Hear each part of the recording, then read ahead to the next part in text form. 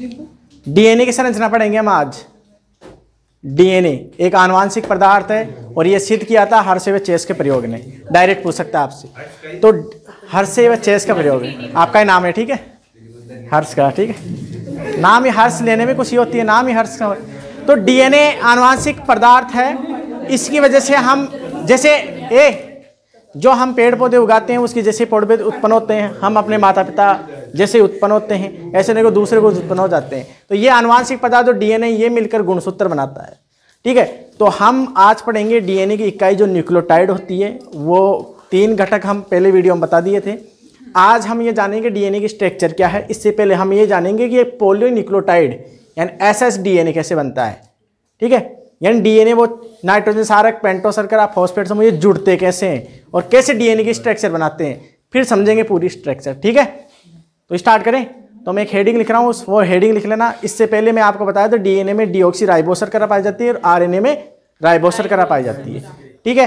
तो कैसे होती है डीऑक्सी शर्करा की स्ट्रक्चर, ठीक है, वो बता रहा हूँ मैं। तो एक हेडिंग तो आप ये लिख सकते हो, अब इसमें यहाँ तक दिख रहा होगा ना,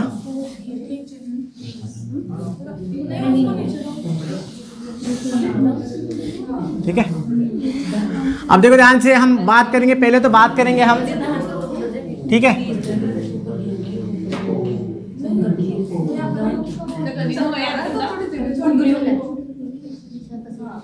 ठीक है, पहले हम बात करेंगे किसकी बात करेंगे हम, देखो शांत रहो ना, ठीक है।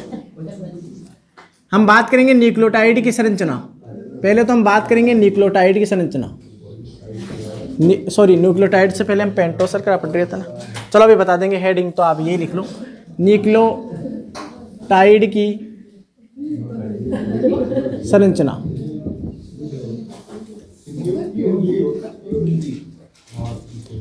और न्यूक्लियोटाइड से बनेगा पॉलीन्यूक्लियोटाइड, ठीक है। न्यूक्लियोटाइड क्या है आपसे बता दें, न्यूक्लियोटाइड क्या है, डीएनए की इकाई। देखो शांत, न्यूक्लियोटाइड डीएनए की क्या है, इकाई। याद रखना है, डायरेक्ट क्वेश्चन पूछ सकता है। 3 घटकों से मिलकर बना होता है, अभी बताएंगे। तो आपसे ध्यान से देखो, 3 घटक हमने बताए थे कौन कौन से, यानी एक न्यूक्लियोटाइड की बात करें कि न्यूक्लियोटाइड में क्या क्या था, 3 घटक थे, क्या क्या थे इसमें, नाइट्रोजनी क्षारक। देखो आप अब आवाज मत करो तो अच्छा रहेगा आपके लिए, नहीं तो फिर जानते हो ना।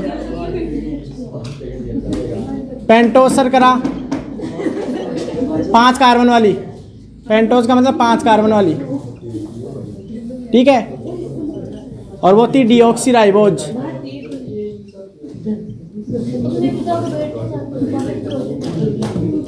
Deoxy ribose.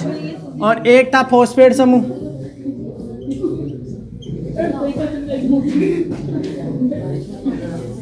तो सुनो ध्यान से कैसी होती है स्ट्रक्चर, ठीक है। एक न्यूक्लियोटाइड, तो डायरेक्ट आपसे क्वेश्चन पूछ सकता है, ये क्वेश्चन ही एक प्रकार, ये क्वेश्चन पूछता है आपसे न्यूक्लियोटाइड निम्न में से कौन सा है। ये 3 भाग होने चाहिए, डीऑक्सी राइबोस शर्करा मतलब पेंटोस शर्करा, दोनों में एक आ सकता है। फॉस्फेट समूह यानी फॉस्फोरिक अम्ल से, तो इसकी जगह फॉस्फोरिक अम्ल भी लिख सकता है वो। और नाइट्रोजन क्षारक, अगर ये तीनों होते हैं उस ऑप्शन में तो आपको आंसर ही आ जाएगा। बाकी इसके अलावा और है। अगर आपसे बात कर ले न्यूक्लियोटाइड, न्यूक्लियोसाइड क्या है, शांत, न्यूक्लियोसाइड, न्यूक्लियोसाइड में क्या होगा, फॉस्फेट समूह एब्सेंट होगा, तो मतलब नाइट्रोजन क्षारक होगा।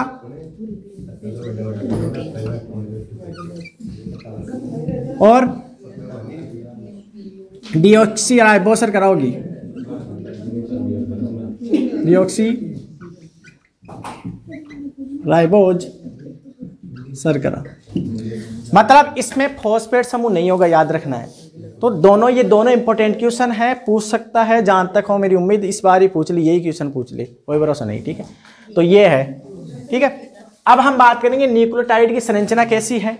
तो ध्यान से इधर देखो, आप देखो इधर देखो, इससे पहले पेंटोस शर्करा की स्ट्रक्चर बना रहा हूं मैं, यहां दिख रहा है ना साहब, दिख रहा नहीं,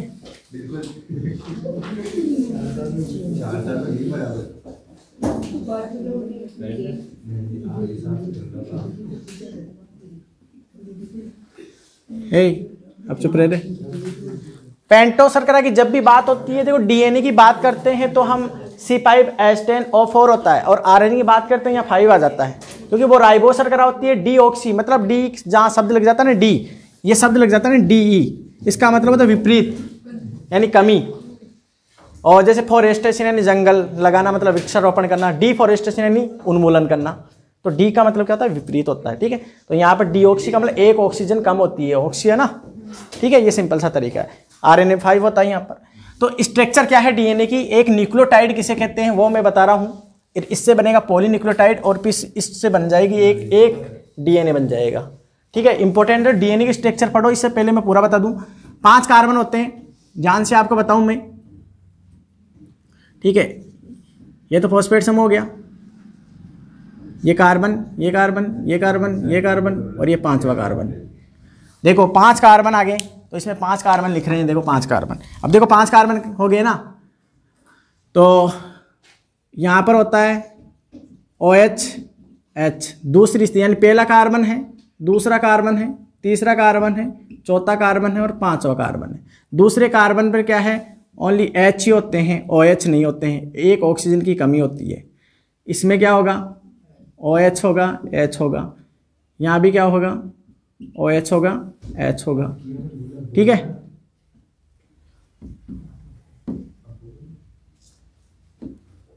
और यहाँ पर क्या होगा, OH होगा और H होगा। ठीक है, देखो ध्यान से, 5 कार्बन यानी डीएनए की संरचना C5H10O4, ये होती है डीऑक्सीराइबो शर्करा। 5 कार्बन, पहला, दूसरा, तीसरा, चौथा, 5वां, हो गए 5 कार्बन। 10 हाइड्रोजन, 1 2 3 4 5 6 7 8 9 10, हो गया ना। 4 ऑक्सीजन, ज़्यादा हो गई क्या, 1 2 3 4,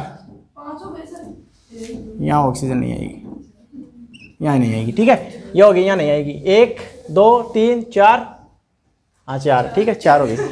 ठीक है, क्योंकि दूसरे जो यहाँ पर है, अगर आरएनए की राइबो शर्करा हम बनाते हैं, राइबो शर्करा, देखो ध्यान से, अगर हम उसका बनाते हैं आरएनए के लिए, जब यहाँ पर 5 आता है ऑक्सीजन, तो यहाँ पर क्या होता है, यहाँ पर दूसरे स्थिति पर क्या है, एक ऑक्सीजन और आ जाती है, होगी तो उसकी स्ट्रक्चर, तो आरएनए की स्ट्रक्चर में बस यहाँ ऑक्सीजन एक और आ जाती है। ठीक है, तो इसकी इस सेम टू सेम आरएनए में ऐसे बन जाता है। तो ये आरएनए के लिए बात करते हैं, ऐसे नहीं है तो ऐसे बना सकते हैं हम, ऐसे बना दो आप, आरएनए भी चाहते हो तो आप, पहला कार्बन, दूसरा कार्बन, तीसरा, चौथा, 5वां, ये हो गए। ठीक है, हाँ एक तरफ फॉस्फेट समूह जुड़ जाता ना यहाँ पर, इसलिए तो ये स्ट्रक्चर आ रही थी, यहाँ फॉस्फेट समूह जुड़ जाता है। ठीक है, अब देखो ध्यान से, ये ऑक्सीजन,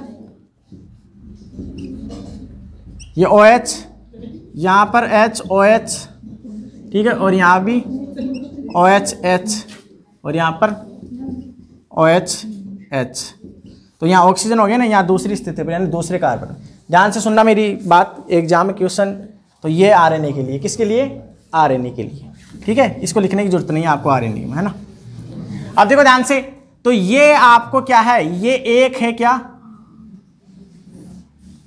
तो यहां पर इसके कार्बन, ये पहला कार्बन है ना, इस कार्बन से यहां जुड़ा होता है ये।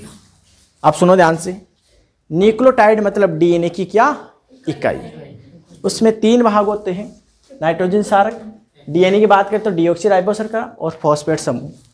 ये तो रहा फॉस्फेट समूह।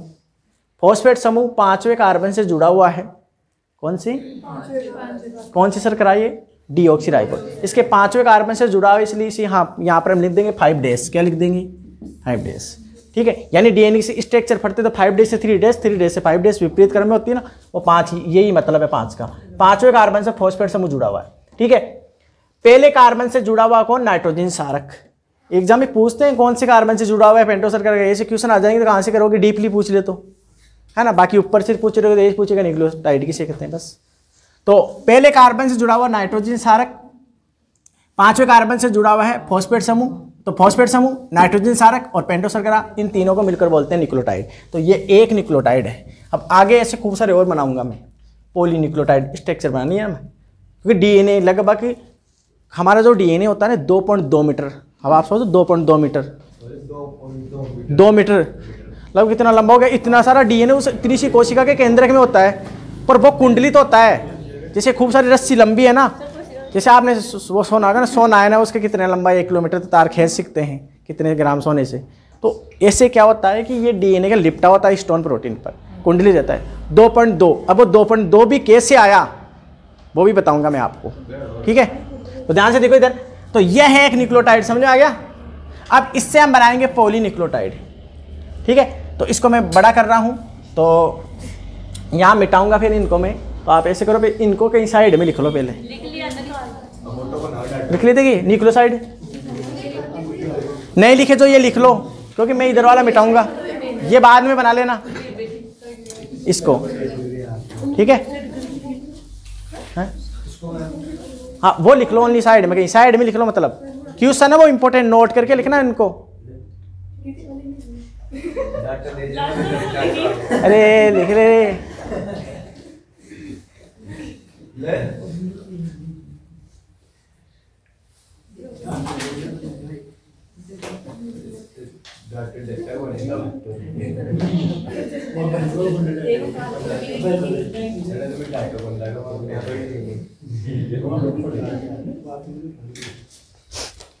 लिख लो, मुझे पूरा कराना है, इसको पूरा करा के डीएनए की स्ट्रक्चर भी पढ़ाऊंगा मैं। आज कहाँ डीएनए की स्ट्रक्चर में लिखाऊंगा नहीं मैं, वो सारी बातें हैं ना उस डायग्राम में लिख दूंगा साइड में आज ही, ठीक है। लिख लिए कि इनको इंपॉर्टेंट क्वेश्चन नहीं है, और तुम्हारी कोई जरूरी नहीं है कि तुम्हारे जेट में पूछे, आईसीआर में पूछ ले, जेट में पूछ ले, नीट में पूछ ले, है ना। इसके अलावा कंपटीशन एग्जाम लगते हैं ना, पीटीटी का एग्जाम देते हो आप, अरे बीएड करने के लिए, उसमें भी ये क्वेश्चन पूछ लिया था। ये क्वेश्चन तुम सोच रहे हो सामान्य साइंस में ये क्वेश्चन, अब बायोलॉजी पढ़ने वाला इसका आंसर देगा, बताओ, इतनी डीपली पूछ लेते हैं मतलब। और ये यहाँ तक पूछ ले तो कि कुछ से जुड़ा होता है तो फिर तो आंसर नहीं दे, वो तो बायोलॉजी वाला पढ़ेगा वही देगा। ऐसे ऐसे क्वेश्चन आते हैं, लिख लिए।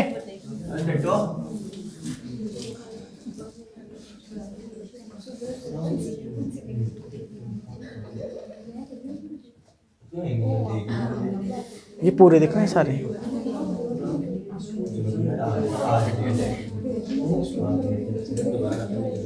अरे बातें बाद में कर लेना, पहले लिख लो इसको, बाद में लिखना, पहले इसको लिख लो।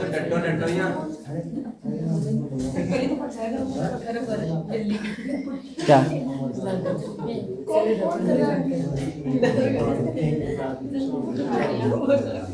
क्या हो रहा है रे, चुपचाप रहो।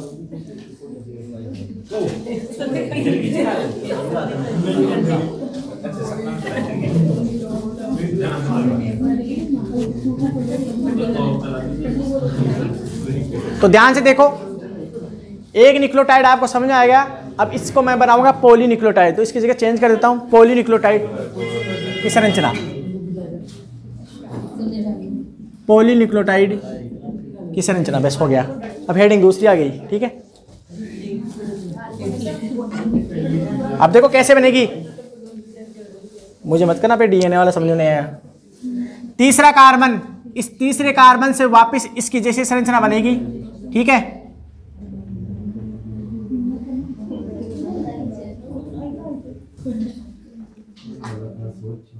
अब देखो ध्यान से, ये फॉस्फेट समूह और ये पांचवा कार्बन, ये चौथा कार्बन, तीसरा, पहला थाइमीन,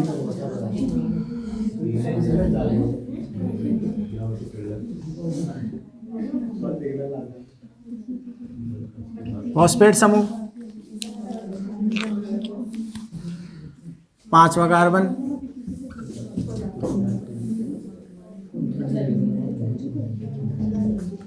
ठीक है, ये कार्बन है।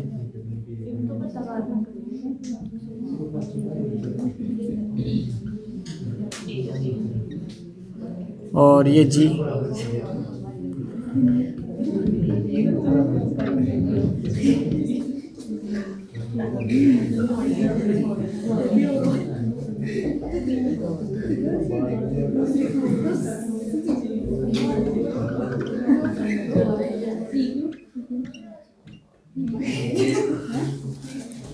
ये क्या हो रहा है, मतलब सुना अब ध्यान से,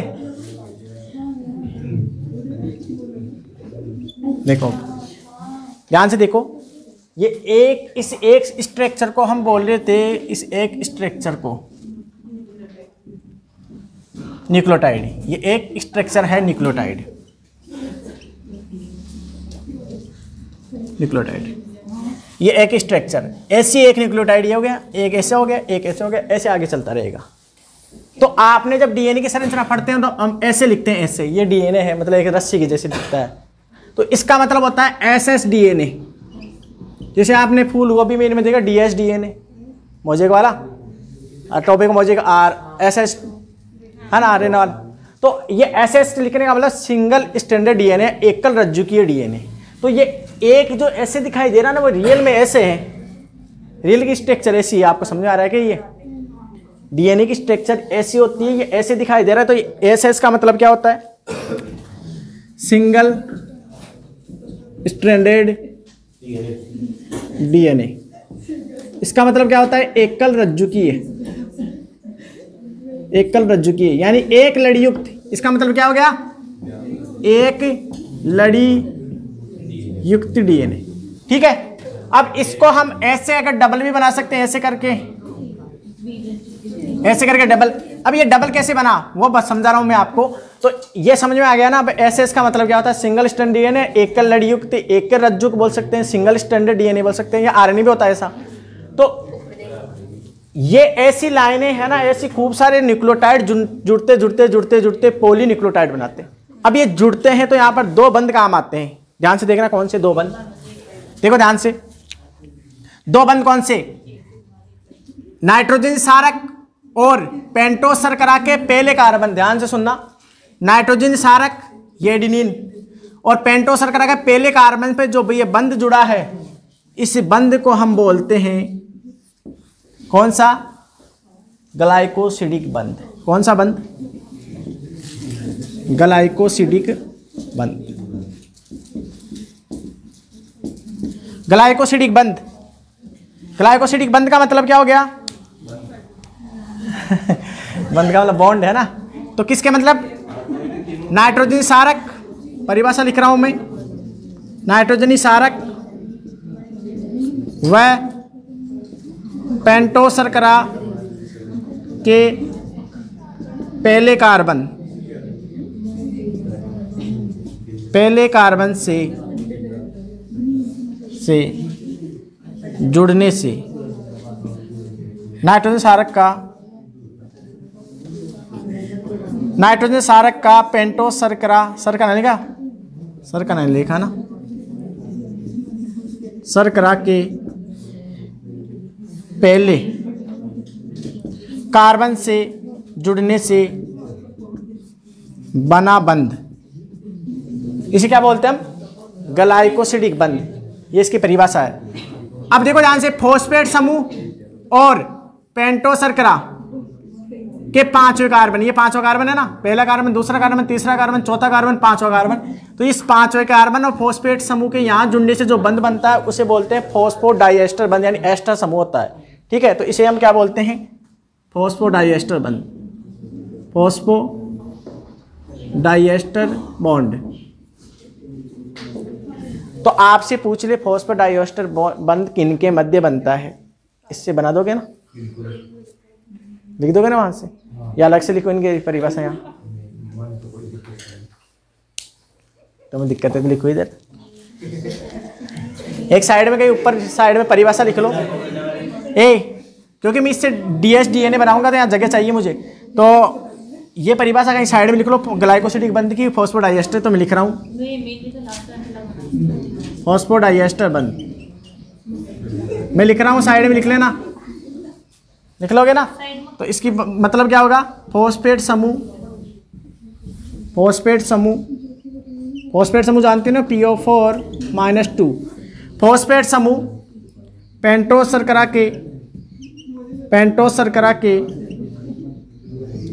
के पांचवें कार्बन से जुड़ने से बना बंध क्या कहलाता है? फॉस्फोडाइएस्टर बंध कहलाता है। ग्लाइकोसिडी की मैंने लिख दी है परिभाषा, आप नोट कर सकते हैं, इन्हें नोट कर लीजिए। आप नोट कर लो रे, इन्हें इन मिटाऊंगा मैं, इन्हें लिख लो साइड में कहीं। नहीं चित्र नहीं, ये परिभाषा साइड में लिख लो। चित्र एक और बनाऊंगा, इसको डबल करूंगा मैं, इससे SHDNA से DHDNA बनाऊंगा मैं, ठीक है। तो इसको बना लिए तो कोई बात नहीं, बना लो पूरा, एक और बार और बना लेना फिर। तो है इसमें क्या है तो, ठीक है, फॉस्फोडाइएस्टर बंध, ठीक है।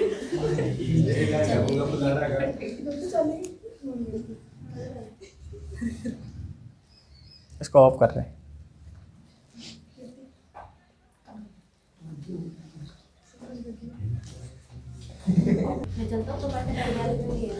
फॉस्फोडाइएस्टर बंध और ग्लाइकोसिडिक बंध क्या हो गया, चालू हो गया क्या? अब देखो ध्यान से, ये SHDNA है एक प्रकार से ऐसे। अब देखो ध्यान से, इसे SHDNA को ऐसे, इसको बनाएंगे DHDNA, मतलब डबल स्टैंडर्ड, डबल यानी द्विरज्जुकीय,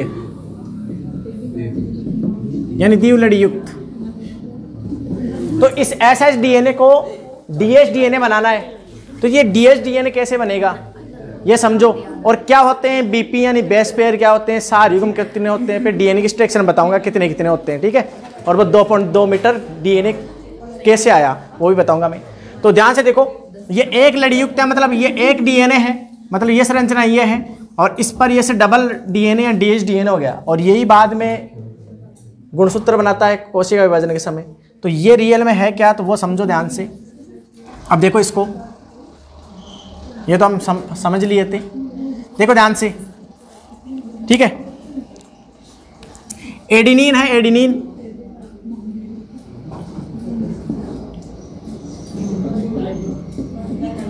ध्यान से देखो इधर,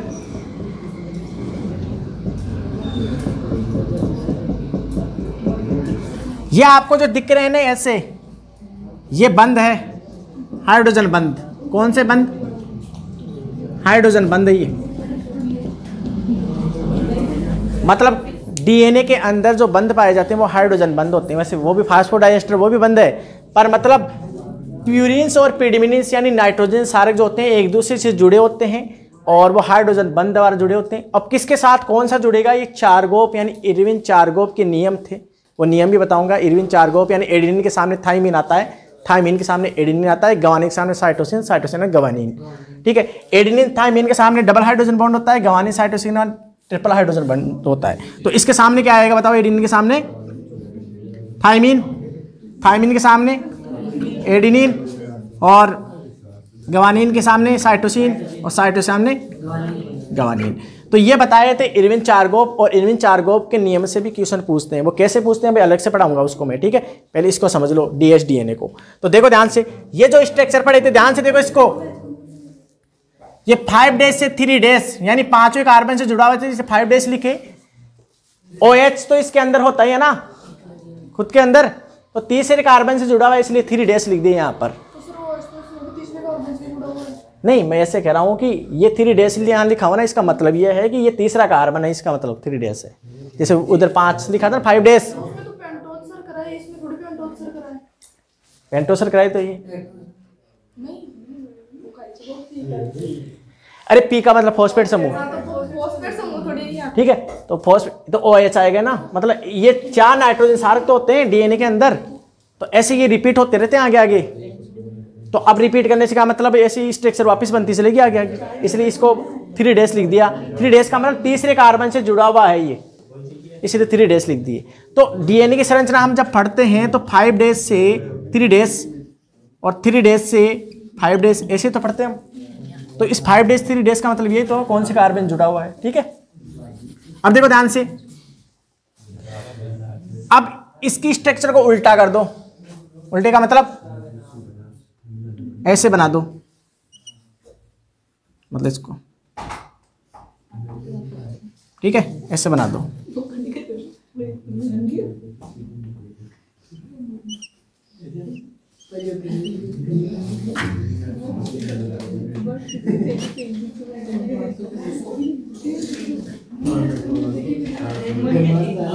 देखो अब ध्यान से,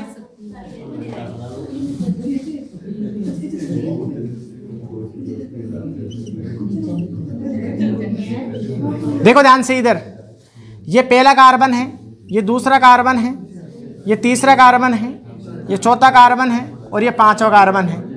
और पांचवें कार्बन से जुड़ा होता है फॉस्फेट समूह, और तीसरे कार्बन से जुड़ा होता है क्या, कौन, OH समूह। तो इधर तो आ गया OH, इसलिए इसे तो बोलते हैं 3 ध्यान से देखो इधर, तीसरे कार्बन से OH वापस वो इसके अंदर तो 3 पांचवें कार्बन से जुड़ा हुआ है वही फॉस्फेट समूह। इसकी देखे, देखो इसको ऐसे तो चेंज किया है मैंने, ठीक है।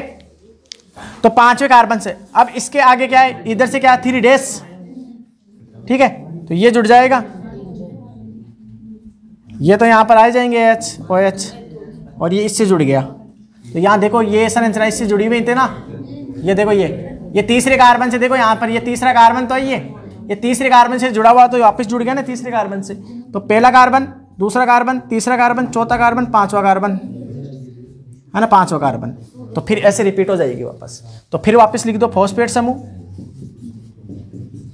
फिर वापस जोड़ दो इसको, फिर वापस जोड़ दो इससे, ठीक है, फिर वापस जोड़ दो, दिख तो रहा है नहीं, और ये फॉस्फेट अगेन 5 डेज वापस। अब देखो, देखो ये ऑक्सीजन नहीं है, ये पहला कार्बन, दूसरा कार्बन, तीसरा कार्बन, चौथा कार्बन और पांचवा कार्बन। तो पांचवें कार्बन से फॉस्फेट समूह, और एक तरफ जुड़ा होता है तीसरे कार्बन से फॉस्फेट समूह, यानी पेंटोस शर्करा के एक तरफ तो जुड़ा हुआ है पांचवें कार्बन से, एक तरफ तीसरे कार्बन, तो उसको उल्टा कर दिया, बस तीसरा कार्बन आ गया। ये देखो इधर तो तीसरा और इधर पांचवें कार्बन से, और वापस जोड़ दिया। अब देखो ध्यान से, इधर देखो, ये समझने के बाद में आपको डीएनए की स्ट्रक्चर पढ़ाऊंगा ना, बहुत आसान हो जाएगी, क्योंकि यही तो सारी बातें रिपीट करूंगा मैं डीएनए में फिर। हाँ, कहाँ पर 3 ये ट्रिपल बॉन्ड है, मतलब बंद है ये। तो इन्हीं साइटोसिन गवानीन के मध्य ट्रिपल हाइड्रोजन बंद होता है, ठीक है, और एडेनिन थाइमिन के मध्य क्या होता है, डबल हाइड्रोजन बॉन्ड होता है। ये डीएनए की स्ट्रक्चर बन चुकी है ये। अब देखो ध्यान से, पर डीएनए ऐसे नहीं होता, वो तो ऐसे लिपटे होती है। ये दोनों लड़ियां है ना, दो रस्सियां होती है ना, ये अपनी भाषा में चोटी मान लो ना, एक चोटी को ऐसे बनाकर ऐसे लिपट देते हैं दोनों को ऐसे सर्पिल आकार में। तो 2 रस्सियों के आपस में लिपट दिए, तो आपस में ये 2 रस्सियां हैं। तो डीएनए ऐसे थोड़ी पाए जाते हैं, ऐसे लिपटा हुआ पाए जाते हैं, यानी हेलिक्स होती है उसकी संरचना, कुंडलित होती है, वो भी पढ़ेंगे, ठीक है। तो अब इसमें क्या है, ये स्ट्रक्चर बन चुकी है, ठीक है। अब यहां पर देखो, ये है ना, ये थाइमीन और एडेनिन, ये एक युग्म बन गया, इसको बोलते हैं बेस पेयर, यानी नाइट्रोजन सारक, यानी बीपी। क्या बोलते हैं, बीपी। तो देखो ध्यान से, इधर देखो मैं कुछ लिख रखा हूं, देखो इधर बीपी का मतलब, मैं बीपी लिखूंगा, इसका मतलब लिखा है बेस पेयर। बेस पेयर का मतलब होता है सार युग्म। क्या होता है, सार, सार का मतलब नाइट्रोजन सार, युग्म का मतलब जोड़ा। तो ये एक जोड़ा हो गया ना, अरे इधर देख लो, ये एक जोड़ा हो गया ना, ये एक जोड़ा हो गया ना, ये एक जोड़ा हो गया, ऐसे जोड़े चलते हैं। और कितने जोड़े होते हैं, एक डीएनए के अंदर होता है 3.3 × 10⁹ अगुणित में, और द्विगुणित की बात करें, डीएस डीएनए की बात करें वैसे, तो उसमें होते हैं 6.6 × 10⁹ बीपी, टोटल बीपी की बात कर रहा हूँ। और वो 2.2 मीटर कैसे आया, वो इन दोनों सार युग्म की मध्य की जो दूरी होती है 0.34 नैनोमीटर, उससे गुणा कर दो, 2.2 आ जाएगा, ऐसे आता है वो 2.2, ठीक है, अभी बताऊंगा। तो बीपी का मतलब बेस पेयर, तो ये 20 पेयर हो गया, तो ये एडेनिन थाइमिन, ये एक बेस पेयर हो गया, ठीक है। तो ये एक है, ऐसे 2 है, ऐसे बेस पेयर चलते रहते हैं सार युग्म, ठीक है। तो इतने सार युग्म हैं जो अभी डीएनए की का जो जेम्स वाटसन और फ्रांसिस क्रिक का मॉडल है, ये क्वेश्चन भी आ चुका है। द्विकुंडली मॉडल किसने दिया था, जेम्स वाटसन, फ्रांसिस क्रिक ने। वो स्ट्रक्चर बताऊंगा तो ये सारी बातें रिपीट होगी। अब वहां पर ये नहीं बनाऊंगा मैं, वैसे ऐसे खींचूंगा मैं तो, नॉर्मली, ठीक है। तो ये बना है डीएनए। अब इसको बनाना है तो बना लो, आपकी इच्छा है तो, ठीक है। चलो बनाओ, तो इसको ऑफ कर दे। तो इरविन चारगोफ के नियम क्या है वो भी ध्यान से देखो इस स्ट्रक्चर से। तो वो अलग से लाइनें लिख देता हूं मैं, वो देखो आप।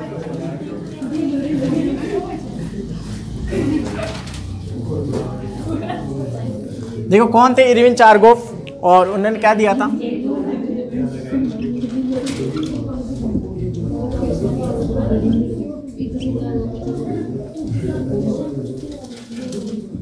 सुनो ध्यान से, इरविन चारगोफ व्यक्ति ने क्या है डीएनए की स्ट्रक्चर के बारे में प्यूरिन और पिरिमिडीन के बारे में बताया था। प्यूरिन पिरिमिडीन क्या है, नाइट्रोजन क्षारक। मैंने कल भी बताया था आपको, एक बार वापस देख लेना। नाइट्रोजन जो क्षारक होते हैं दो प्रकार के थे, प्यूरिन्स और पिरिमिडीन्स। प्यूरिन्स का मतलब ए व जी, और पिरिमिडीन्स यानी सी टी यू। अब डीएनए की बात करें तो इसको यू की बात मत करो यहाँ पर, ठीक है, क्योंकि यूरेसिल नहीं आता डीएनए में। दो की बात करो, वैसे तीनों होते हैं पिरिमिडीन्स में। तो ए यानी एडिनिन। अब देखो ध्यान से क्या होता है इसमें, इन्होंने क्या बताया कि एडिनिन यानी प्यूरिन्स, मतलब ऐसे कह रहा हूं मैं, इन्होंने ये बताया पहला प्यूरिन्स बराबर पिरिमिडीन्स। यानी इरविन चारगोफ ने कहा कि प्यूरिन्स और पिरिमिडीन की मात्रा क्या होती है, बराबर होती है। मतलब ए जी बराबर सी टी, इनकी मात्रा बराबर होगी, ठीक है। इसे वैसे फॉर्म में ले तो ऐसे ले सकते हैं, ए प्लस जी और टी प्लस सी, ठीक है। मतलब ये भी कहा उन्होंने कि ए जितनी मात्रा में होगा उतनी मात्रा में ये होगा, समान मात्रा, और जी है ना बराबर सी, समान मात्रा।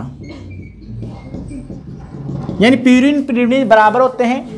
इसके अलावा एडेनिन के सामने थाइमिन होता है, थाइमिन के सामने एडेनिन होता है, गवानिन के सामने साइटोसिन, साइटोसिन में गवानिन होता है, और इनकी मात्रा बराबर होती है। क्या होती है, बराबर। ध्यान से होना। तो इन्होंने ए प्लस जी और टी प्लस सी बराबर इक्वल टू 1 क्या बता दिया, इक्वल टू 1। यानी इनकी जो मात्रा है अनुपात करेंगे तो 1 आएगा इसका आंसर।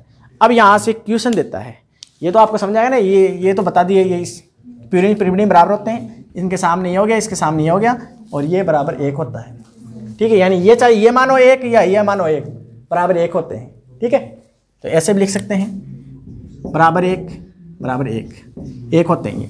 अब देखो इससे क्वेश्चन क्या आता है वो समझो, क्वेश्चन क्या आता है। जैसे आपको अभी एक क्वेश्चन देता हूँ मैं, इस क्वेश्चन को सॉल्व करना, इसका हल करेगा ये अभिषेक बच्चन, ठीक है। एक क्वेश्चन दे रहा हूँ इससे मैं, इसका आंसर बताना मुझे, है ना। क्वेश्चन है, यदि एडेनिन की मात्रा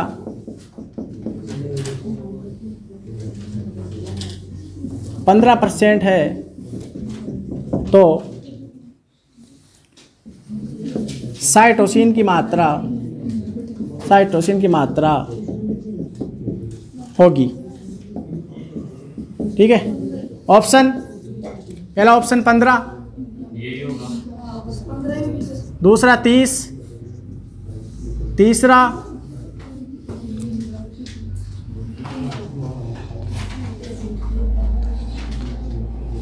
35 और चौथा ऑप्शन 70।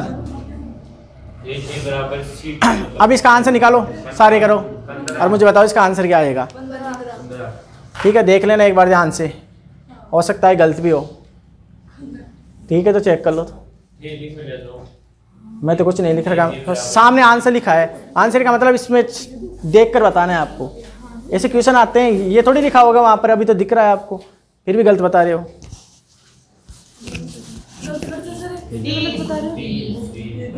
और देख लो, चेक कर लो भी तो। और मैंने कहा कि एडेनिन की मात्रा 15% है तो साइटोसिन की मात्रा कितनी परसेंट होगी, ठीक है। 15, और कौन बता रहा है 15, सारे 15। चलो देखते हैं कि 15 सही है कि गलत है। चलो देखो ध्यान से इधर हल करेंगे इसको तो क्या आएगा हल, देखो हल, एडेनिन की मात्रा कितनी परसेंट, 15%, तो एडेनिन के सामने थाइमिन आता है, इसकी मात्रा बराबर होती है, तो थाइमिन भी कितना परसेंट हो गया, 15%। टोटल मिला के कितने परसेंट हो गए, 30%। 100% मानते हैं, हर चीज को एवरेज लेते हैं 100%। 100% में से 30 तो गया, अब बचा कितना, 70। ऐसे होनहार बच्चों की तलाश थी मुझे, ठीक है। तो 70% बचा, तो 70% अब बचा है। उस 70% में आप जानते हो C बराबर G आता है, तो दोनों की मात्रा बराबर होगी, तो C की मात्रा कितनी होगी, C की मात्रा 35 और G की मात्रा भी कितनी, 35, तो हो गया टोटल मिला के 100। तो अब इसने पूछा किसका था, साइटोसिन, तो आ गया साइटोसिन 35%, ये आंसर आ गया। तो ऐसे ही तलाश थी मुझे, ऐसे होनहार बच्चा देश का कल्याण करेंगे, है ना। एक तो है ही यहाँ पर, लिखो इसको, बंद नहीं तो इसको लिख ले पहले, इसको लिख लो, यूरिन चार्गोव के नियम को लिख लो, समझ में आ गया होगा आपका। समान मात्रा में समान मात्रा में, ये इधर लिख दिए, प्यूरिन्स बराबर पिरिमिडिन शॉर्ट में, लाइनों में लिखना है तो वैसे बोल दो, लाइनों में लिखा दूंगा मैं, और ये क्वेश्चन भी लिख लेना। और फिर डीएनए की स्ट्रक्चर, अब डीएनए की स्ट्रक्चर आपको कुछ नहीं की सारी बातें बता चुका डीएनए की, अब बस लंबाई चौड़ाई बतानी है उनकी, बस तो आसान हो गया अब तो, ठीक है। इसको लिख ले फिर, इसे ऑफ कर ही दे, ऑफ कर ही दे, ये इंपॉर्टेंट कर दी। डीएनए का द्विकुंडलीय मॉडल, इसे और कह सकते हैं डबल हेलिकल मॉडल भी कह सकते हैं, ठीक है। Double helical model of DNA, ठीक है। इसे ये भी कह सकते हैं द्विरज्जुकीय मॉडल, क्योंकि रज्जुक का मतलब क्या हो सकता है, लड़ी, तो इसे ये भी कह सकते हैं द्विरज्जुकीय मॉडल, द्विरज्जुकीय मॉडल, ठीक है। द्विलड़ी युक्त मॉडल भी कह सकते हैं इसे, द्विलड़ी मॉडल, ठीक है। और एक 3D मॉडल था ये, ठीक है। और किसने दिया था, तो दो व्यक्ति थे, जेम्स वाटसन और फ्रांसिस क्रिक, 1953 की बात है। और वो किसके आधार पर दिया था, तो विल्सन व्यक्ति थे, एक और था उसका याद नहीं आ रहा नाम, है ना। उन दोनों ने क्या प्रमाणित किया था, तो उनके आधारों के आधार पर क्या है, जेम्स वाटसन और फ्रांसिस क्रिक ने इनका मॉडल दे दिया था डीएनए, यानी इसके बारे में बता दिया था उन्होंने, विल्सन ने, एक और था ना। तो उनके मॉडल के आधार, उनके प्रमाणों के आधार पर, जो परिणाम दिए उनके आधार पर क्या है, ये मॉडल दिया गया था। तो मैं लिख देता हूँ यहाँ पर लाइनें, फिर संरचना समझेंगे हम। तो एक और व्यक्ति थे, याद नहीं आ रहा उसका नाम, विल्सन, एक और था उसका देख लेंगे ना, कि परमाणु के आधार पर, के आधार पर डीएनए का द्विकुंडली, द्विकुंडली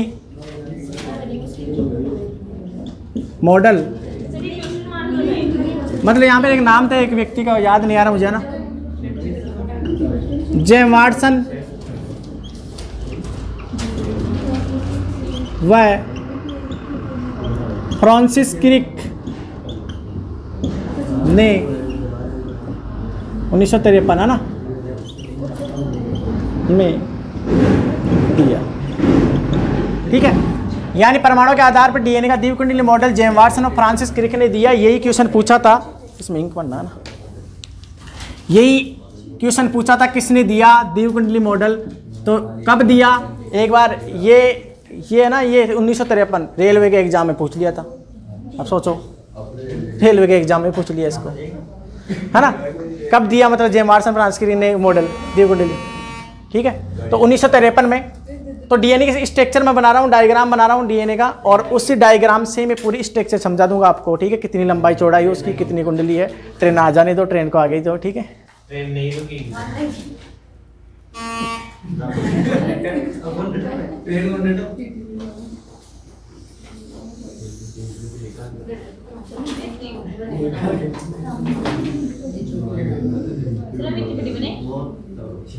जगह कम है ना, इसलिए हिसाब से बना दिया मैं तो।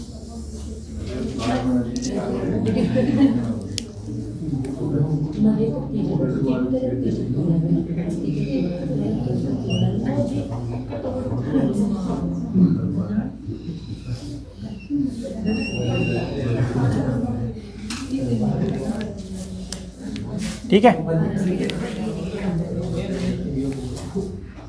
5 days से 3 days दिख तो रहा है ना नीचे।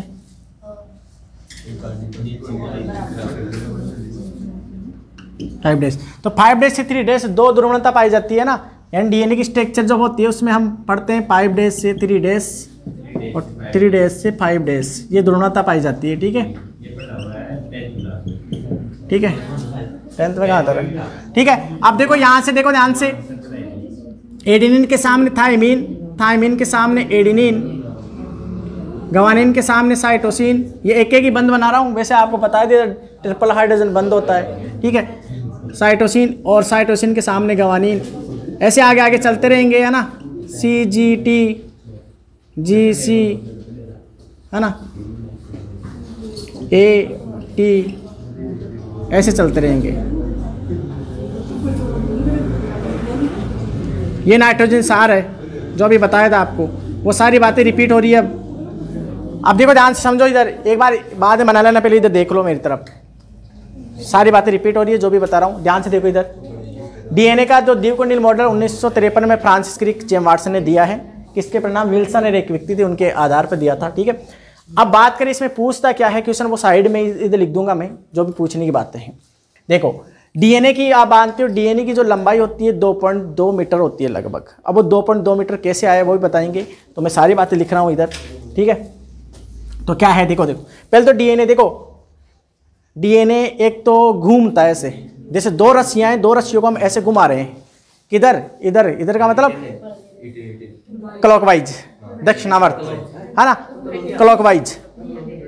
घड़ी ऐसे तो घूमती है, ऐसे घूमती है घड़ी, ठीक है। अब तुम्हारे हिसाब से तो ऐसे हो गई ना, तो मेरे हिसाब से इधर से देखूंगा तो इधर होगी। बात तो सही है, बात तो सही है ना। क्लॉकवाइज, ध्यान से देखो, ठीक है, क्लॉकवाइज। घड़ी को देख लो, उधर घड़ी लग रही है, देख ले किधर। हाँ, तो क्लॉकवाइज घूमती है। तो डीएनए का जो कुंडली है, ध्यान सुने, डीएनए के तो दोनों लड़ियां हैं जो अभी स्ट्रक्चर में बताई थी, ऐसे घूमती है दोनों की लड़ियां, यानी क्लॉकवाइज यानी दक्षिणावर्त। ध्यान से सुना, इस प्रकार को बोलते हैं हम बी डीएनए। कौन सा डीएनए, बी डीएनए। ऐसे अलग अलग प्रकार चलते हैं, बी डीएनए, सी डीएनए, ए डीएनए, अलग अलग प्रकार हैं इनके, जो आपके नहीं है। इसके अलावा एक जो डीएनए होता है जेड डीएनए, वो वामावर्त घूमता है, मतलब लेफ्ट साइड में घूमता है, वो भी एग्जाम में पूछ लेता है, अभी लिखा दूंगा सारी बातें, ठीक है। तो एक जब कुंडलन, एक कुंडलन जब होगा, एक हेलिक्स होगा, यानी पिच, डीएनए का पिच, वो पिच की जो लंबाई है वो लिख रहा हूं मैं यहां पर। तो डीएनए का एक कुंडलन लगभग यहां तक आ गया, तो डीएनए का एक पिच यानी एक कुंडलन की लंबाई, ध्यान से सुनना, डीएनए का एक पिच या कुंडलन की लंबाई जो होती है वो होती है 34 एंगस्ट्रम। इसे वैसे लिखेंगे हम नैनोमीटर में तो 3.4 नैनोमीटर, ठीक है, नैनोमीटर में लिखेंगे तो, क्योंकि एक एंगस्ट्रम बराबर आप जानते ही हो, एक एंगस्ट्रम बराबर कितना होता है 10⁻⁻10 मीटर, और एक नैनोमीटर बराबर आपकी होती है 10⁻⁹ मीटर, ठीक है। अब देखो ध्यान से, ये डीएनए की एक हेलिक्स की लंबाई है, अभी साइड में लिख दूंगा सारी बातों को, डीएनए की एक हेलिक्स की लंबाई है, यानी पिच की लंबाई है। इसी प्रकार डीएनए की जो चौड़ाई है ना, डीएनए वाइड, मतलब इसकी चौड़ाई जो है, इसको हम बोलते हैं डीएनए का डायमीटर।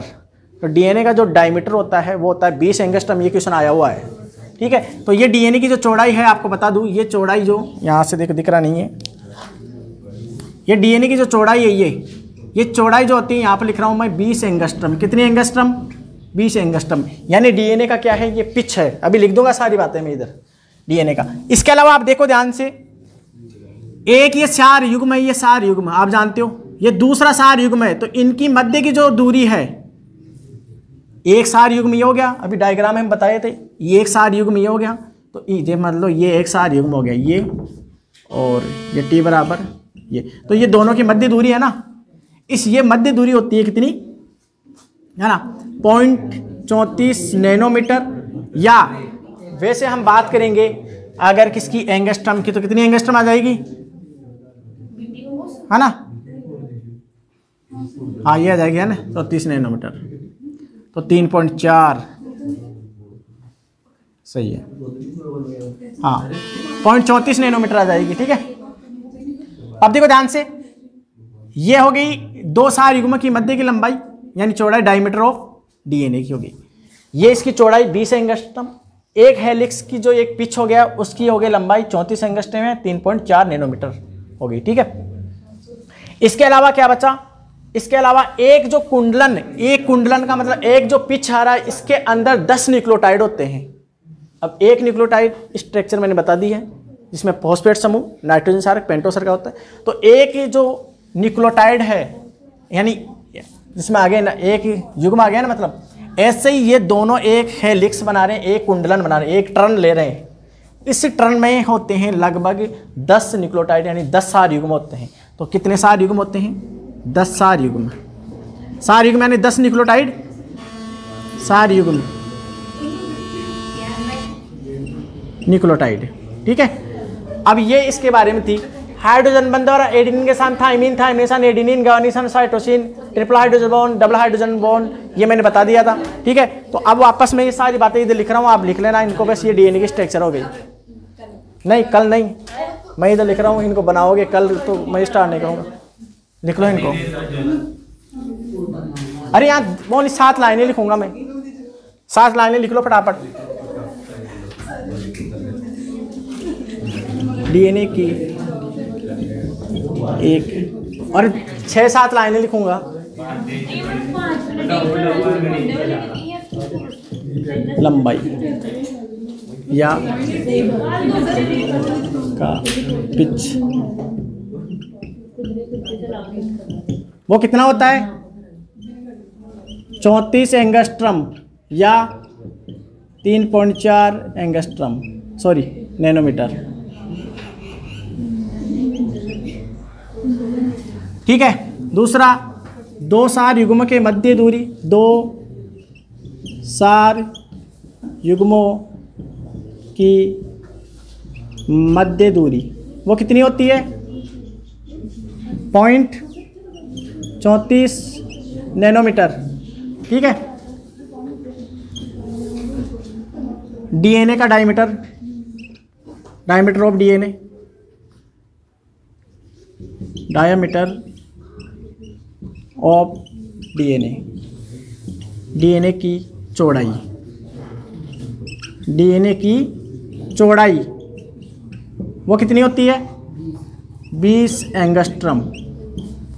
नैनोमीटर में लेंगे तो, अरे नैनोमीटर में लेंगे तो दो नैनोमीटर में बात करें तो कितनी हो जाएगी, एक पॉइंट इधर किसका दो ना, तो नैनोमीटर में बात करें तो 2 नैनोमीटर। ठीक है,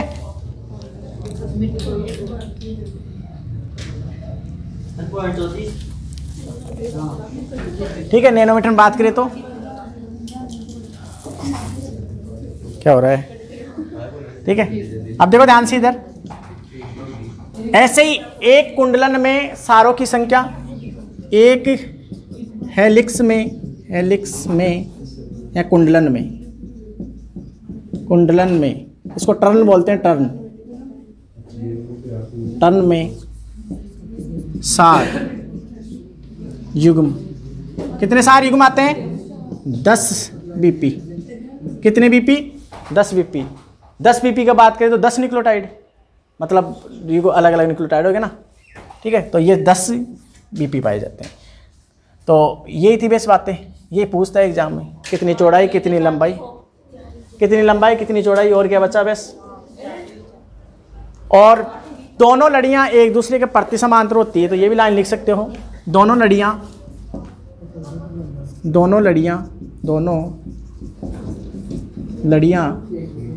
5 डेज से 3 डेज और 3 डेज से 5 डेज, है ना, प्रति समांतर होती है, समानांतर होती है। ठीक है, तो ये ऐसे कुंडलन होता है ये आगे आगे। अब बाकी इसकी जो और डिटेल है ना, जैसे BDNA, ADNA, ZDNA, वो कल लिखवा देंगे। ठीक है, कल लिखवा देंगे इसके बारे में। ऐसे ऑफ कर दें परमानेंट, है ना।